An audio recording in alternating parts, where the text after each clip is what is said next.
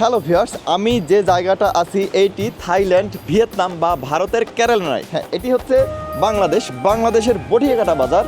এই বাজারটি হচ্ছে প্রায় 200 বছরেরও পুরনো, আনুমানিক ধারণা করা যায় 200 বছরের পুরনো। তো এই বাজার সম্পর্কে বিস্তারিত থাকছে আমার এই ভিডিওতে, সঙ্গেই থাকুন।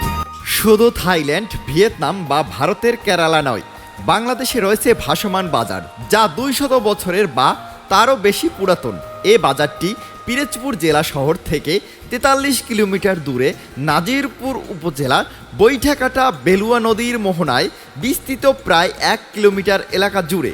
প্রাচীনকাল থেকে এ অঞ্চলের কোনো রাস্তাঘাট না থাকায় প্রয়োজনে 200 বছরের পূর্বে বৈঠাকাটা খালের ভাসমান বাজারটি শুরু।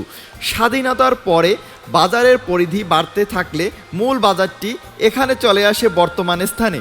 বৃহৎ ও দৃষ্টিনন্দন এ বাজারটি সম্পূর্ণ পানির ওপরে বেলুয়া নদীর বুকে এর অবস্থান। নদী খালবেষ্টিত নাজিরপুর উপজেলার কৃষিজ পণ্য বিক্রয় এবং এলাকার মানুষের দৈনন্দিন চাহিদা মেটাতে চলাচলের সুবিধার্থে এ বাজারের উদ্ভব।